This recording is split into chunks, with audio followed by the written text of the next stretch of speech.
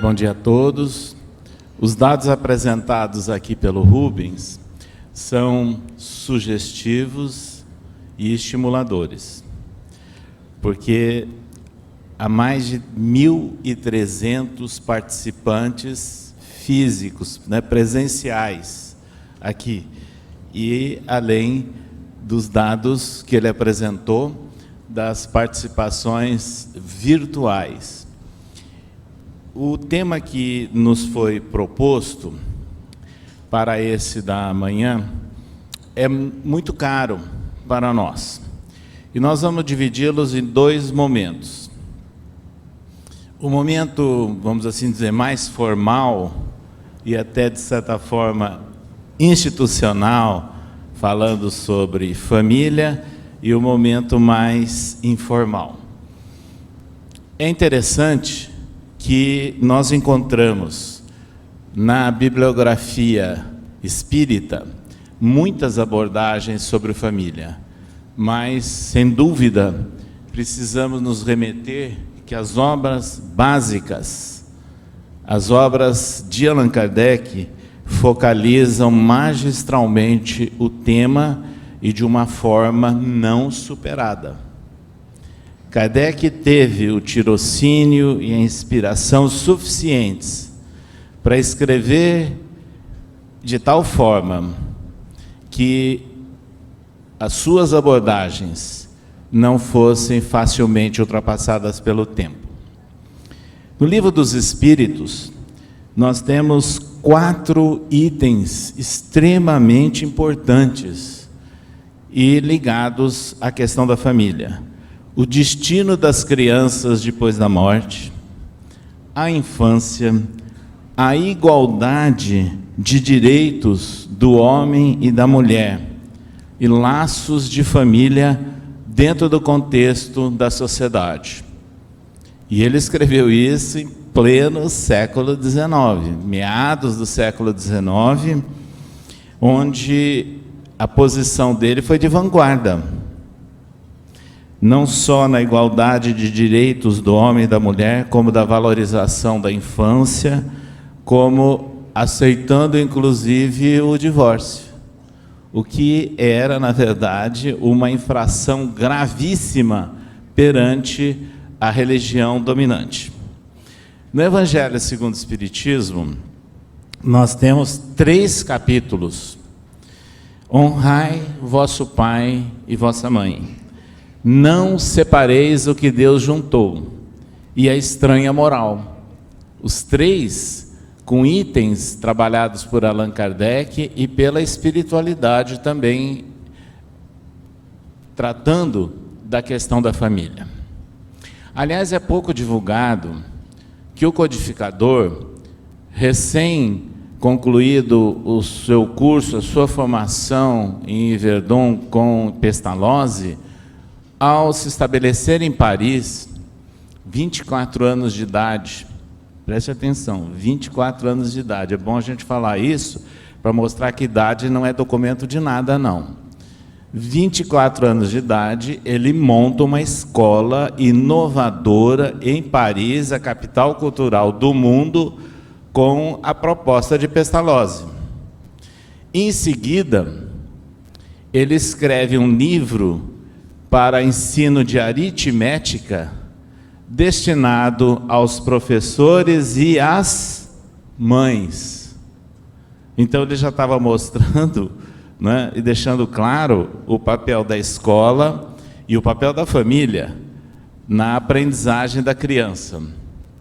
Logo depois, já com a sua esposa Amélie Boudet, eles fazem a proposta da criação de uma escola para mocinhas, porque havia uma grande discriminação contra a mulher. Então vejam, são posições de vanguarda, do codificador, como profissional e depois como espírita, ao redigir as obras que são consideradas básicas do espiritismo. E é interessante que a partir daí é que nós temos que trabalhar um raciocínio e uma reflexão. Nos idos de 1980, A União das Sociedades Espíritas do Estado de São Paulo, na época presidida por Nestor Mazotti, aprovou no seu Conselho Deliberativo Estadual a campanha Integração da Família. Essa campanha estava baseada não só nas obras de Kardec, como utilizando inclusive como slogan o seguinte: a melhor escola ainda é o lar. Frase tirada da questão 110 do livro Consolador do Espírito Emmanuel, Psicografia de Chico Xavier. E é nessa resposta que Emmanuel trabalha conceitos importantes, inclusive considerando que a escola instrui, mas a família educa. Então, mais uma vez, a espiritualidade vem em reforço a algumas bases da sociologia tradicional, mostrando a importância da família como base da sociedade. Evidentemente que o conceito de família, ele se altera, se amplia ao longo dos tempos, mas ela, genericamente, é a base da sociedade.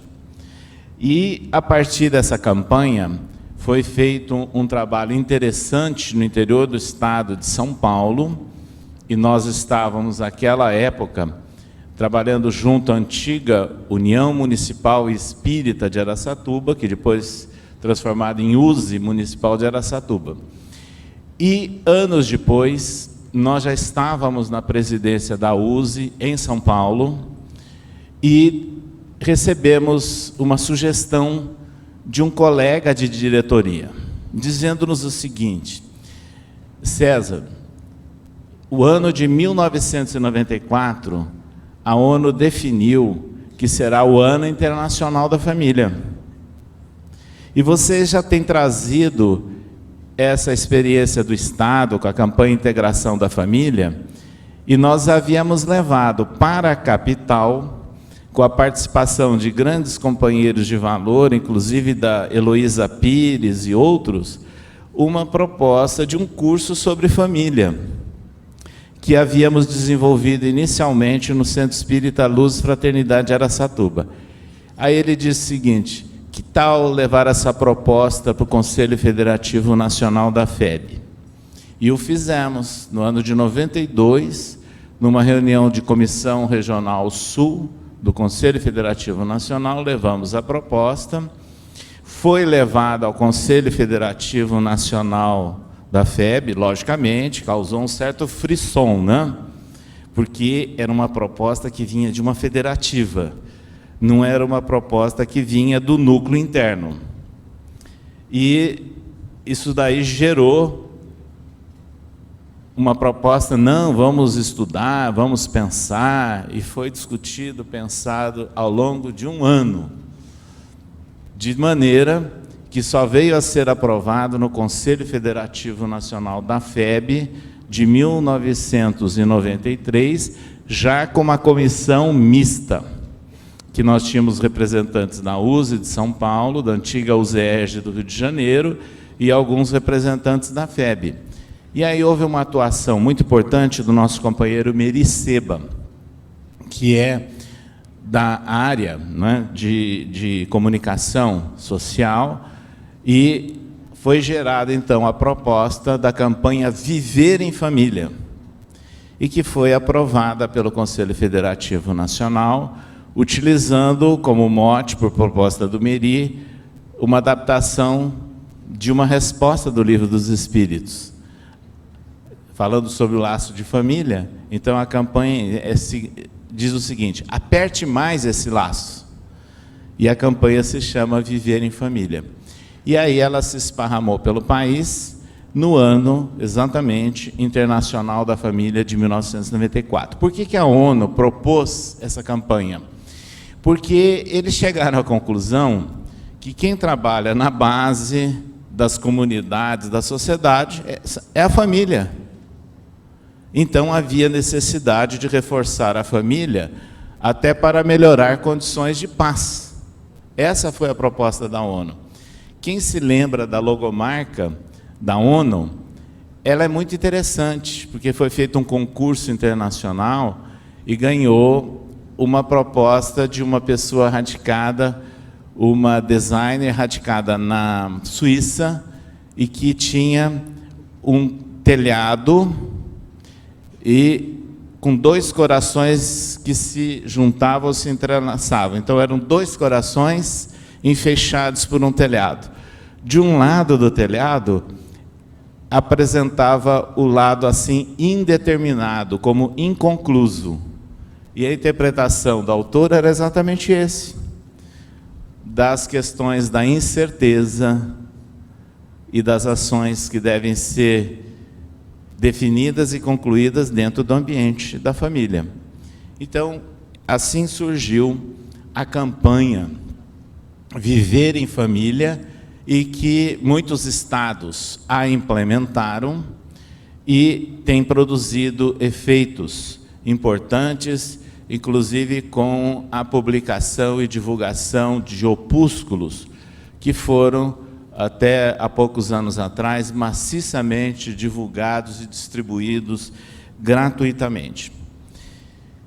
Por ocasião do lançamento agora da campanha Viver em Família, oficialmente para o Estado de São Paulo, houve um seminário no Centro Espírita André Luiz, na capital paulista, e com representantes da direção da USE, do Movimento Espírita Paulista e representantes da direção da Federação Espírita Brasileira, onde esse seminário contou com a participação do Divaldo sendo entrevistado e de vários convidados fazendo palestras, né? Inclusive o Altivo Ferreira, com a sua esposa, então encarnada, a Dagmar, a Heloísa Pires, companheiros ligados à área da educação, da área da psicologia, e lá o Meri Seba apresentou as estratégias gerais da campanha Viver em Família, e a nossa esposa, Célia, que era a então diretora do Departamento de Educação da USE, ela trabalhou com as sugestões para a implantação dessa campanha no estado de São Paulo. Tudo isso foi fechado num livro, Laços de Família, editado pela USE, e que está disponível até a atualidade e, na nossa ótica, não superado nas suas propostas. E eu vou ler aqui essas sugestões, que são sugestões importantes para a nossa reflexão e eventual adequação aos nossos dias. Identificar, falando aos centros espíritas e aos grupos que estão envolvidos nos órgãos de unificação da cidade e da região. Identificar um companheiro ou grupo com afinidade ou interesse pelos assuntos de família ou que já tenha experiência em trabalhos desta natureza. Formar uma comissão ou grupo de estudos, que poderá ser a futura equipe de trabalho.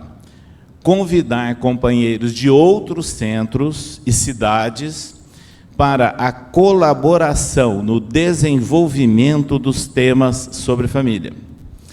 Convidar as pessoas atuantes em diversas áreas profissionais, educadores, psicólogos, médicos, etc.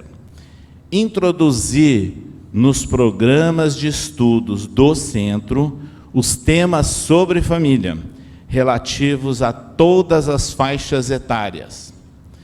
Divulgar livros espíritas, mensagens, folhetos, cartazes, vídeos relacionados com o tema. Promover rápidas palestras sobre temas de família nas reuniões públicas do centro. Promover, na medida do possível, ciclo de palestras, cursos, seminários, encontros, semanas, mês espírita, tendo a família como tema central. Montar equipe para o atendimento fraterno, para a recepção e orientação daqueles que chegam ao centro. e são portadores de problemas familiares.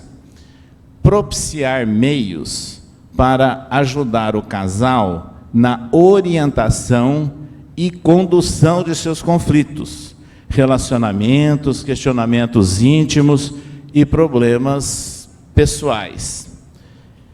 E prossegue ainda nessas recomendações: incentivar a evangelização da infância e do adolescente e sua integração nos programas do Centro Espírita. Incentivar ações com o idoso e sua integração na família. Incentivar a realização do Evangelho no lar. Acionar os meios de comunicação espírita para a veiculação de assuntos sobre família. Expor em local visível o material de campanha Viver em Família.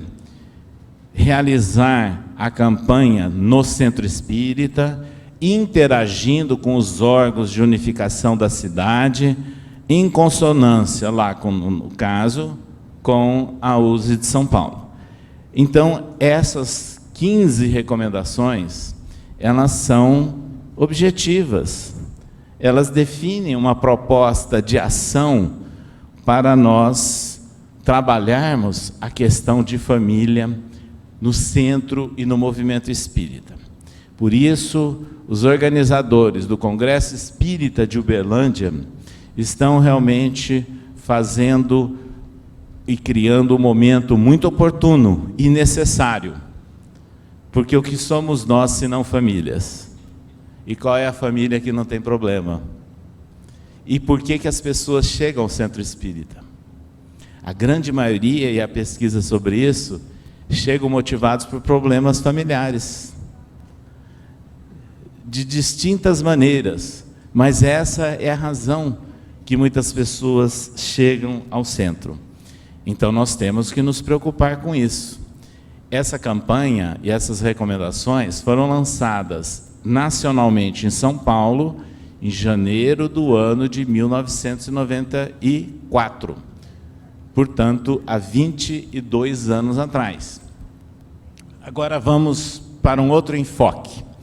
Aproveitando a presença do Jorge Elahá aqui no nosso evento, nós vamos dar um destaque para a apresentação que ele fez a nosso convite, na época que éramos presidente da FEB, no Conselho Federativo Nacional de novembro de 2014, onde nós pedimos que ele, sendo estaticista, ligado a questões de planejamento, trabalhasse a análise dos dados do IBGE, do censo do Brasil, do ano de 2010, no tocante à questão espírita.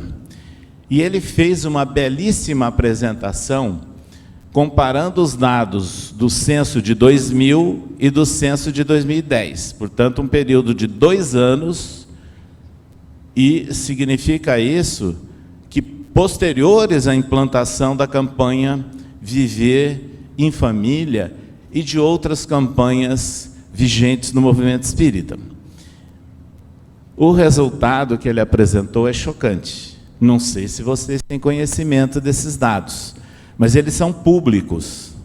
Estão lá nos sites oficiais do IBGE, publicações do IBGE. Primeiro, mostra que o movimento espírita não penetra em todas as faixas sociais. O espírita declarado,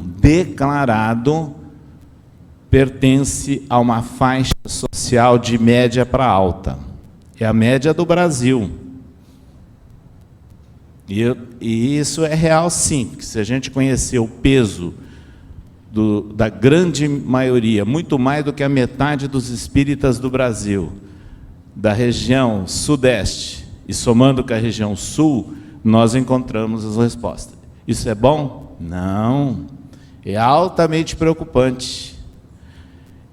Quem tiver dúvida, olhe na periferia das suas cidades, bairros, Nós temos centro espíritas nos bairros?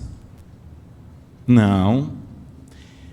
Há pouco tempo atrás, eu não vou dizer onde, eu fui numa cidade que em uma quadra, quer dizer, um quadrilátero, né? Tinha 3 igrejas da linha evangélica e um centro espírita. Por que que o espiritismo, a mensagem espírita, não chega na população mais simples? Chega sim na forma de assistido, mas o assistido não se declara espírita. Então esse é um fato que tem que nos preocupar, pensando na proposta do Consolador prometido por Jesus. Segundo fato, mostra que ao comparar os dados do IBGE do ano 2000 e 2010, houve um crescimento, sim, proporcionalmente acentuado de espíritas no Brasil. Proporcionalmente, inclusive, melhor do que muitas religiões, não em dados absolutos.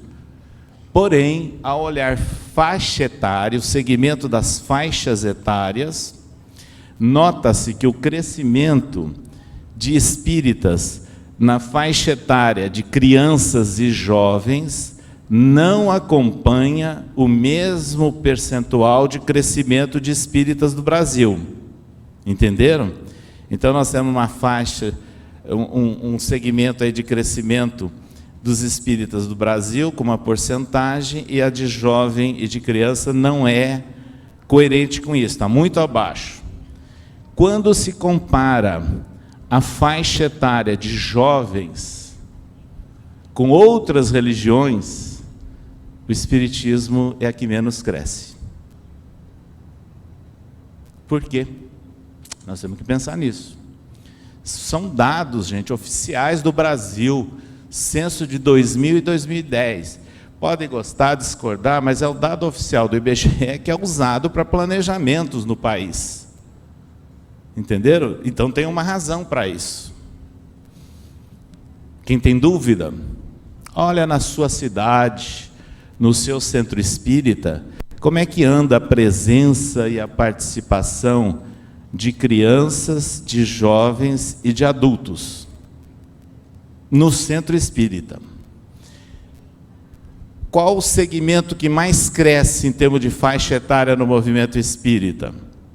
Depois dos 40 anos, acentuando-se mais ainda proporcionalmente depois dos 50 e 60.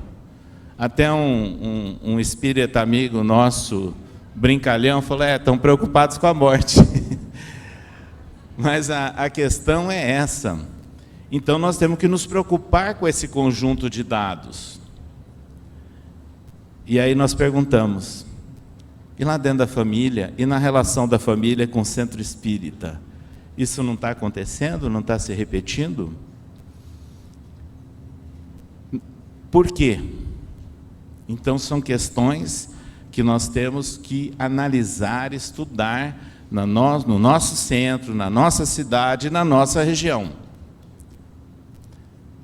Nessa vida, por uma série de razões, que deve ser de outra natureza, porque eu nunca havia imaginado um monte de coisa que aconteceu em nossa existência, nós embrenhamos profissionalmente na área da saúde, e a ela nos dedicamos de corpo e alma no começo, né, da nossa atividade profissional e acadêmica, e depois fomos mesclando com a área da educação, e trabalhando na área da educação, não só em nível de universidade, no meio acadêmico, do Estado de São Paulo, depois de MEC, de outras instâncias federais, de maneira que nós começamos a ter um retrato do que acontecia no Brasil, em termos não só de saúde, como de educação. Tivemos a oportunidade de participar numa época que se falava da redemocratização da universidade, anos 1980. E depois o feitiço virou contra o feiticeiro de todo aquele grupo, né? Porque aquele grupo veio assumir né, a administração da Universidade Estadual Paulista, a Unesp. E é interessante que, nesse contexto todo, havia discussão da LDB, mais de 10 anos de discussão e de estacionamento lá no Congresso Nacional. Lei de Diretrizes e Bases da Educação Nacional, modificando a primeira de 1962.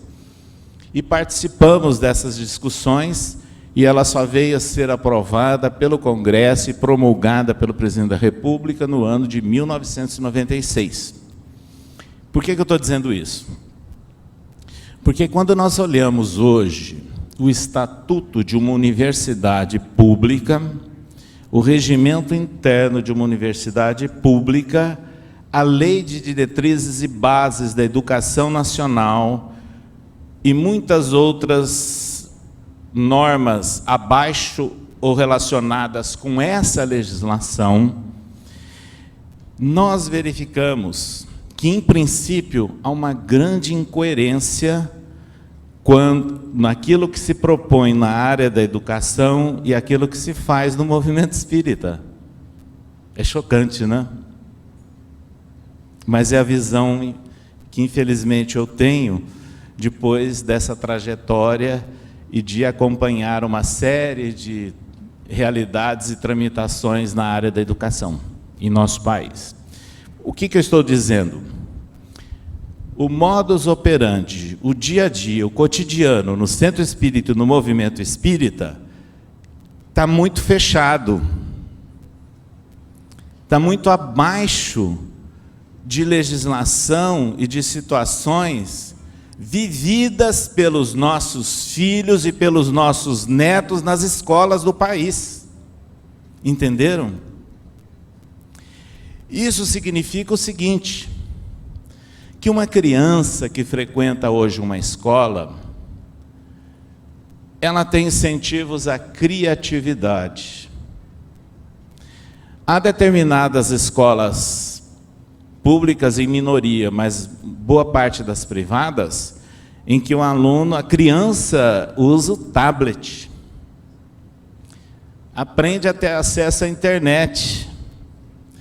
Eu conheço universidades do país e de fora do país que o ensino é feito utilizando muito a internet, até a avaliação, e com grandes critérios e controle de seguridade.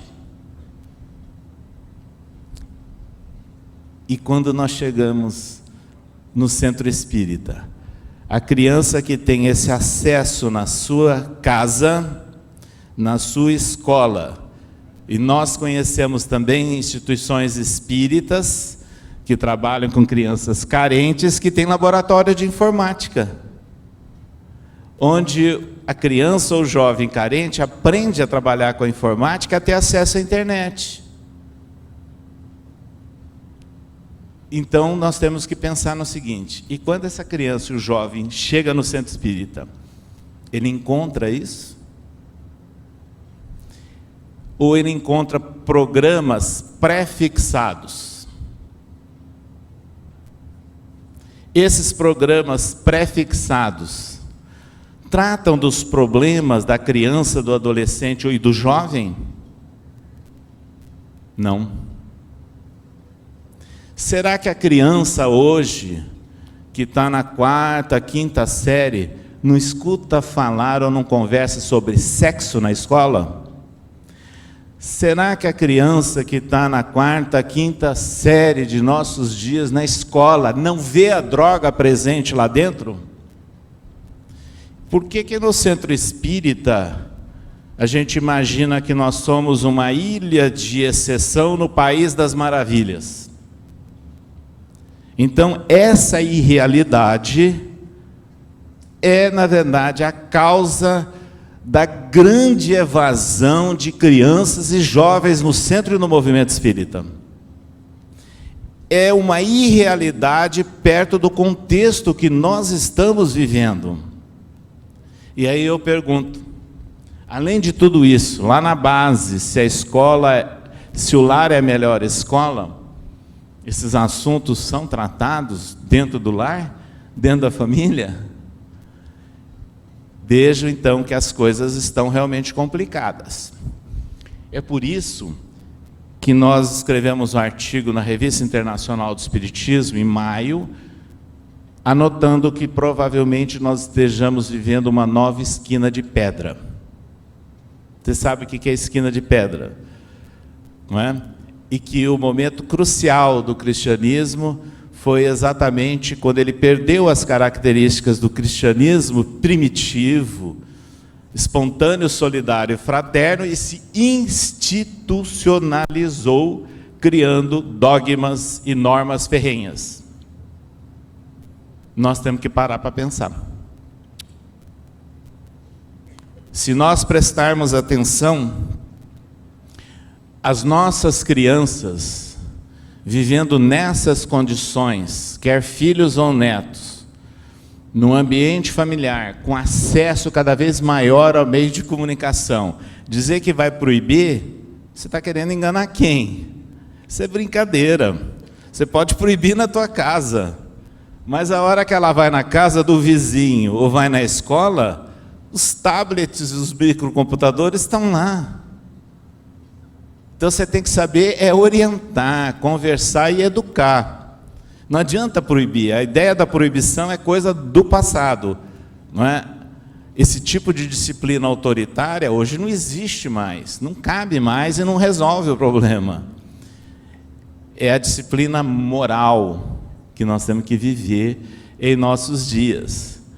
E na relação com a realidade, e não com coisas que nós imaginamos como verdades absolutas desde um passado distante. Nessas condições é que nós temos que fazer algumas reflexões. E agora eu vou mesclar essas reflexões, que eu diria institucionais, com algumas vivências. Nós tivemos 3 filhos e temos 4 netas, num casamento com a mesma esposa há mais de 43 anos. Nessas condições, nos conhecemos no movimento espírita enquanto jovens. Quer dizer, jovens, me considero até hoje, né? Mas mais jovem do que agora, lá do século passado. E aí o que aconteceu? Evidentemente que continuamos sempre a militar no movimento espírita, ativamente, diuturnamente, com momentos de grande ação junto ao centro espírita, ao movimento espírita da cidade. E quando chegaram os filhos, eles viviam essa realidade, escutando falar de espiritismo em casa, referência a livro, hospedando expositores espíritas, vendo a reforma do centro espírita e ampliação, eles participando disso, depois das aulas de evangelização e eles participando, ou seja, naturalmente, eles foram incorporando um conhecimento que os tornaram também críticos, bastante críticos, porque precocemente eles conheceram a doutrina espírita, mas de uma forma mais aberta. E chegou um instante que nós mudamos do interior de São Paulo para a capital. Independente das nossas relações com a USE, nós fomos visitar alguns centros espíritas com a família, procurando ver um ponto de afinidade. E naquela época, os nossos filhos eram adolescentes. E quando nós chegamos num daqueles centros, os meus filhos estavam de boné, de camiseta, típico do adolescente. Aí a dirigente que nos conhecia disse: não, mas aqui não pode, você tem que ter, as pessoas têm que ter alguns cuidados na vestimenta. Tá bom, conhecemos, muito obrigado, nós vamos trabalhar onde o campo esteja aberto.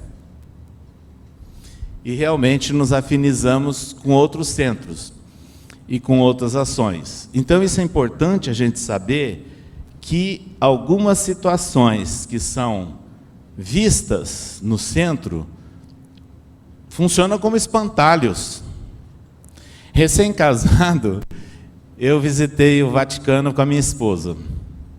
E naquela época usava mini saia, era moda. Quando nós chegamos na porta de entrada lá da Basílica, ela foi barrada. Não, a senhora não pode entrar com essa roupa. E aí quiseram alugar um roupão para ela. E além de tudo, negro. É lógico que nós não aceitamos. Vamos embora. Então, a gente tem que começar a pensar em algumas coisas. Muitos de nós espíritas nos acomodamos na falsa fraternidade, na falsa disciplina, e eu diria hipocrisia. É isso que a gente tem que saber o limite, que é muito tênue, né? Muito complicado isso. Depois nós nos mudamos para outra cidade, e os filhos já eram um formado e o outro universitário. E foram lá, se inscreveram no curso X. Não aguentaram 3 meses, porque a condição para se integrar naquela instituição era fazer tal curso. Foram fazer o curso X, não aceitaram, porque viram o quê? Meu Deus, eles foram criados a vida inteira no ambiente espírita, no lar, no centro espírita, lendo livros espíritas. E já detentores do conhecimento acadêmico, sabe o que eles me disseram? Pai, eu estou perdendo meu tempo lá. Além do que o monitor ou o instrutor está falando de forma questionável, do ponto de vista de doutrina e de linha de pensamento. Então, nós temos que pensar nisso, entenderam? Como é que nós vamos trazer para o centro espírita o jovem que já está na universidade? Ah, não, ele é irresponsável, ele não sabe. Ah, é? Como é que o jovem de medicina, no primeiro ano, está entrando em contato com o cadáver? Como é que o jovem, no primeiro ano de qualquer curso de ciências sociais, está entrando em contato com polêmicas filosóficas? E no centro espírita ele é imaturo? Nós temos que parar para pensar. E eu vou dar um exemplo chocante, para a gente pensar mesmo. Imagine um jovem dedicado, estudioso, ele completa o curso de Direito tranquilamente com 21, no máximo 22 anos de idade. Começa a ter alguma atividade, se prepara para o exame da OAB, 3 anos, se ele for dedicado, ele resolve o caso. Dali a pouco abre um concurso, mais 2, 3 anos ele pode ser aprovado e designado juiz de direito de uma comarca. Eu quero saber aqui quem que tem peito para chegar a um juiz de direito de 28, 30 anos de idade e dizer: quem é o senhor para estar me dizendo isso? É a maior autoridade do município, da comarca. E no centro espírita, esse jovem, ele é respeitado? Então nós temos que pensar nisso. Será que nós não estamos fechando a porta do centro espírita para os jovens e para as crianças? E aquele discurso, a criança é o futuro, o jovem é o futuro. Não, ele é o presente desde já, porque se nós não dermos espaço, oportunidade de acesso, e ele não for protagonista, ele não fica não. Porque não é mais aquele controle autoritário que existiu no passado, dentro de outro contexto, e agora não cabe mais.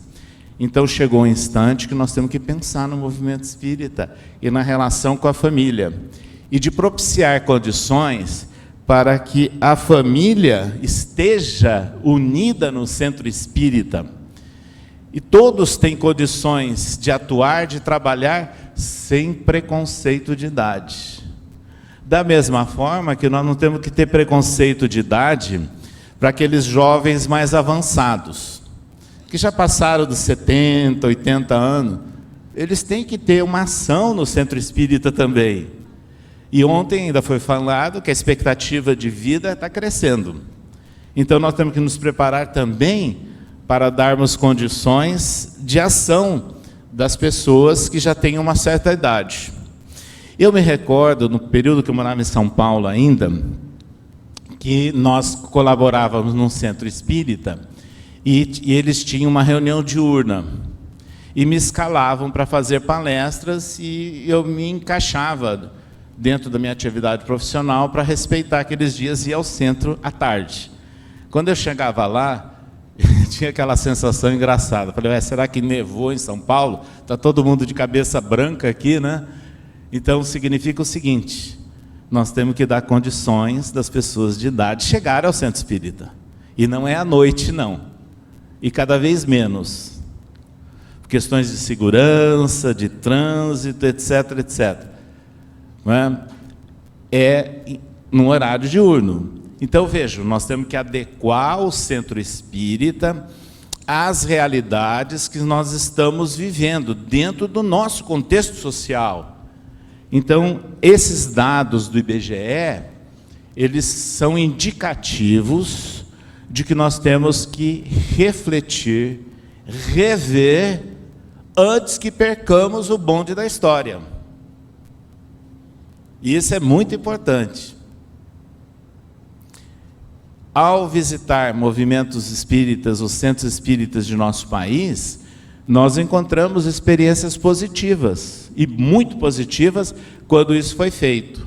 Mas quando se apega à tradição, ciclo A, B, C ou D, 20 anos de estudo, meu Deus do céu, é mais do que uma formação acadêmica. Então nós temos que agilizar essa integração ao conhecimento doutrinário, concomitantemente à prática e à participação no contexto da sociedade, como espírita. Essas questões devem ser pensadas na relação família e na relação centro espírita. Para deixar claro que nós, espíritas, não somos privilegiados, e ainda ontem eu contei o caso do Chico Xavier, dizendo que ele passou por tantos problemas, saúde, tratamentos médicos, para mostrar que ele não era privilegiado. E não era mesmo. Nós o visitamos, como era hábito, cada 2, 3 meses, e 15 dias depois do infarte que ele sofreu. Aí na casa dele, ele todo atencioso, gentil como ele era, alegre, ele me chamou e mostrou uma caixinha de sapato, com todos os medicamentos que ele tinha que tomar ao longo do dia. Mas aí ele nos contou o seguinte, ele falou, olha, quando eu tive um infarte e me senti mal e naturalmente debilitado, né, na recuperação do infarte, eu fiquei deitado na cama e pensando e se eu podia voltar, não podia voltar a um trabalho, etc. Um dia Emmanuel disse assim, olha Chico, ou você levanta dessa cama ou você vai para a cova. Ele nos contou. E ele falou, olha, eu prefiro ir para o trabalho, levantar, do que desencarnar e ter que perder, ele falou isso brincando, rindo, 20 anos de bobeira nos anos iniciais de uma nova encarnação. Então nós temos que pensar que nenhum de nós é privilegiado. O que acontece lá na rua e nas outras famílias pode estar acontecendo dentro da nossa família. É que nós às vezes não prestamos atenção. Dentro da complexidade, da correria, né, do dinamismo da vida moderna de nossos dias. E como nós estamos falando de um tema central, Jesus e a preservação da vida, e foi incluído aí o tema família, que é muito importante para nós nessa relação com o centro e com o movimento espírita, a doutora Ivênia fez o desenvolvimento do seu tema sobre o aborto. Falou também sobre a eutanásia. E nós temos outras questões, violência, um monte de situações que podem eventualmente acontecer no ambiente nosso familiar. E aí eu me lembro da apresentação dela de ontem com algumas coincidências, quando ela disse que é originária de uma família de imigrantes italianos e que eles se tornaram, inclusive, pioneiros do espiritismo na cidade dele. Não sei que tipo de planejamento espiritual é esse, mas a nossa história é parecida. De imigrantes italianos, católicos, obviamente, na tradição, né? Porque quem conhece a Itália sabe aquilo que existe assim na tradição, né? Na fachada, e aquilo que o italiano faz e comenta a respeito da própria igreja, né? Então, vejam bem, no contexto da nossa família, a minha bisavó ficou doente no interior de São Paulo, era Araçatuba, inconsciente, dormindo assim durante dias e dias, sem reação nenhuma. E eis que alguém sugeriu que convidasse, chamasse Dona Benedita Fernandes, que era médium espírita pioneira na cidade de Araçatuba. Agora, aquilo para minha família era, em princípio, um assinte, não é? Uma série de situações. E a minha mãe, tinha 15 anos na época, não se esquece da cena.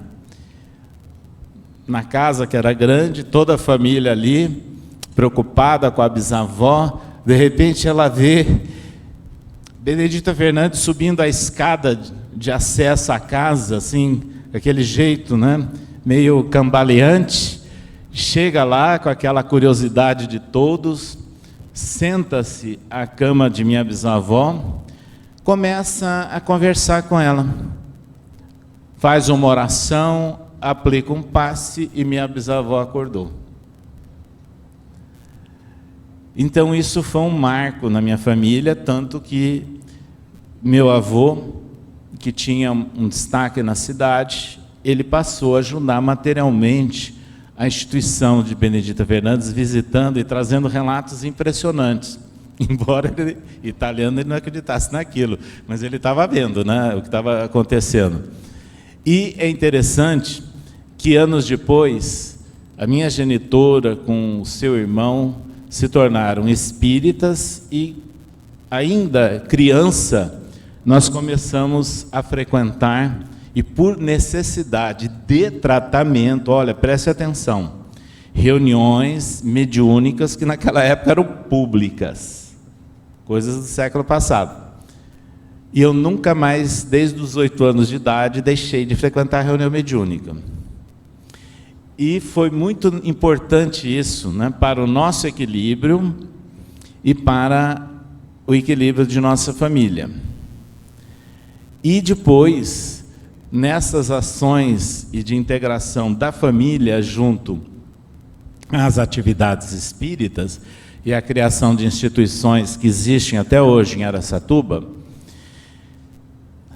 com o nosso casamento, nós já estávamos numa posição assim de liderança, né, na presidência da União Municipal Espírita, a minha esposa espírita desde a juventude, e de repente recebemos o anúncio de que esperávamos um bebê. Era o primeiro neto, o primeiro bisneto, e sob o olho de toda a comunidade espírita da região.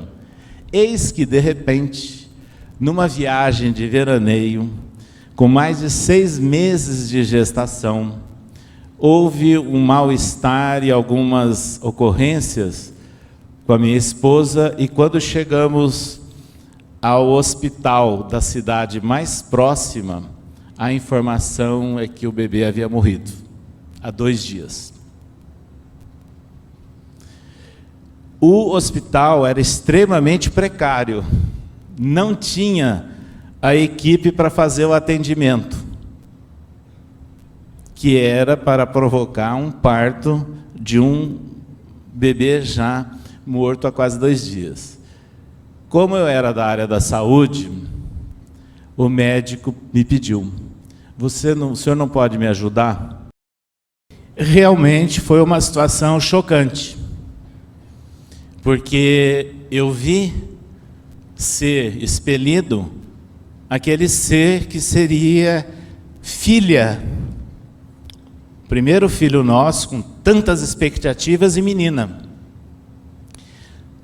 Surgiram outras intercorrências e perdemos mais 2. Até que um diagnóstico médico e uma proposta de tratamento bastante complexa, difícil para a esposa, em que ela teve que exercer a paciência e a aceitação de tudo isso. Aí nasceram os 3 filhos.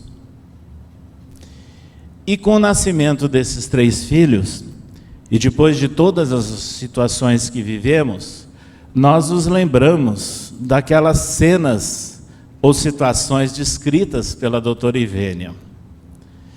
E que nós espíritas temos que compreender das dificuldades que nós podemos enfrentar sem privilégio nenhum dentro do nosso ambiente doméstico. É lógico que a esposa passou a se dedicar a um trabalho de apoio e de orientação a gestantes na nossa instituição espírita, e depois nós nos envolvemos nessa mobilização nacional em defesa da vida, Brasil sem aborto.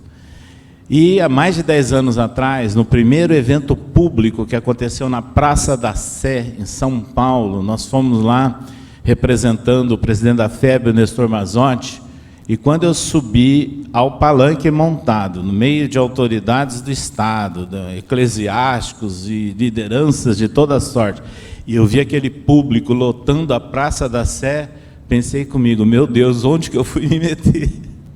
Quando eu pensei nisso, é como que uma voz ou uma inspiração me dissesse: não pense que é só por questões de aborto, mas de muitas formas de desrespeito à vida no passado. Então nós espíritas, sem dúvida nenhuma, temos um compromisso, sim, em defender a vida nas várias etapas, nas várias situações, principalmente agora que nós somos detentores da certeza da imortalidade da alma e das consequências positivas ou negativas de nossos atos, e o compromisso que nós temos de prosseguir num alvo em direção ao bem. Essas informações todas são informações que nós temos que refletir no ambiente das nossas famílias, dos nossos lares e junto com a comunidade espírita em geral, para que nós espíritas consagremos a nossa atuação, como nós dissemos ontem, repetindo Paulo, nos esforçando para sermos as cartas vivas do Cristo, ou embaixadores do Cristo, o que não é fácil, no contexto do mundo que nós vivemos. Mas nós temos que lembrar que Allan Kardec escreveu no Evangelho Espiritismo que reconhece-se o verdadeiro espírita pelos seus esforços em dominar as suas más inclinações. Cada um de nós estamos fazendo o nosso esforço e temos um compromisso agora com aquele próximo, mais próximo, que está perto de nós, no nosso dia a dia. E nas etapas da nossa vida, as coisas vão mudando. Se antes a casa estava cheia, com filhos, amigos, de repente nós vivemos também um enfim sós, onde fica só o casal.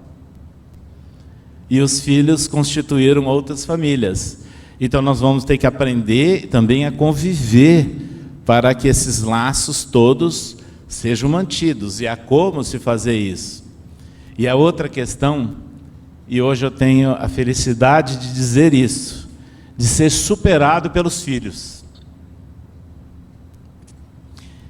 E nós assistimos isso junto a filhos nossos, que não só na área profissional, como um deles no estudo, conhecimento e acesso a várias questões do Evangelho e do Espiritismo, a gente pergunta, indaga, pede a colaboração, pede a revisão disso ou daquilo, porque eles nos superaram.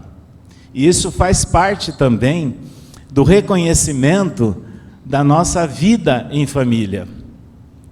Então eu deixo aqui para vocês, nessa apresentação sobre a família e o Espiritismo, aquele convite e o estímulo para que possamos realmente viver em família sob a ótica espírita. E lembrando que a melhor forma de contribuirmos com a sociedade e evitarmos o recrudescimento do egoísmo e melhorarmos os laços sociais, como está registrado no Livro dos Espíritos, será fortalecendo os laços de família. Obrigado.